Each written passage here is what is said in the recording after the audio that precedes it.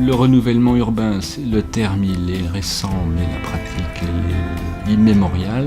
C'est-à-dire qu'on a toujours cassé, reconstruit, agrandi. Pour faire du renouvellement urbain, il faut admettre que la ville, le bourg, ça n'est pas quelque chose de figé. Je pense qu'en France, en tout cas, on a toujours une image très forte, très présente de ce qu'est un centre-bourg, une église, une silhouette véritablement. Et donc, réintervenir sur cet espace-là, ça pose des tas de questions. Aujourd'hui, on est face quand même aussi à une population qui s'accroît. On va continuer à bouletter tous les espaces verts, toutes les campagnes. Ça, c'est pas possible. D'abord, ça coûte très cher aux contribuables. Et puis, tout simplement parce que nos enfants, nos descendants, vont plus rien trouver demain. Si on est passé d'une évolution urbaine spontanée à une notion de renouvellement urbain, c'est bien parce qu'à un moment donné, on s'est dit il faut arrêter l'étalement urbain. Je pense qu'on ne peut pas faire de renouvellement urbain si on n'a pas eu une vision globale sur 20 ou 30 ans d'un bourg. C'est évident que les politiques ont le rôle de celui qui impulse, qui va penser, qui va décider à un moment donné, qui va arrêter des choix. Les élus vont dire c'est l'intercommunalité qui nous oblige à, ou c'est la loi SRU qui nous oblige à fonctionner comme ça.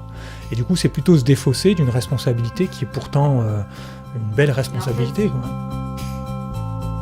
C'est souvent mal perçu au début, l'architecture contemporaine, parce que, comme toute création nouvelle, si elle n'est pas expliquée, elle ne sera pas comprise, et de toute façon, tout ce qui est nouveau surprend.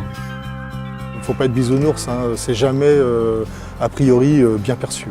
Quand on change le cadre de vie de toute personne, je pense que c'est toujours un traumatisme. Les controverses qu'on voit souvent aujourd'hui sont peut-être du matériau à partir duquel les élus puissent travailler.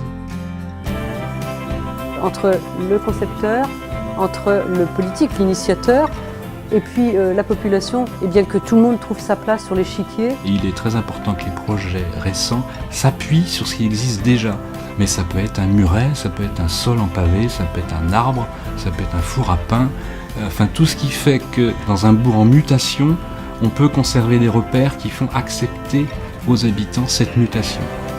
C'est-à-dire que la ville n'est pas une contrainte, c'est une qualité d'usage. Il faut tout apprécier.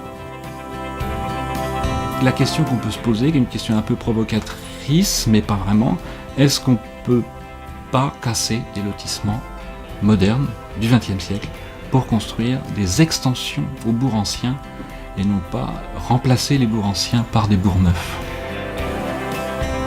Si on prend les mots d'ordre comme solidarité et renouvellement urbain comme un concept abstrait, on n'en fait pas grand-chose. On a toujours la chance de pouvoir relire maintenant des opérations récentes. Il n'y a pas de recette miracle et en même temps, si on sort un peu le regard et qu'on examine ce qui s'est fait ailleurs, en général, on ressort un peu plus intelligent que de ne pas l'avoir fait.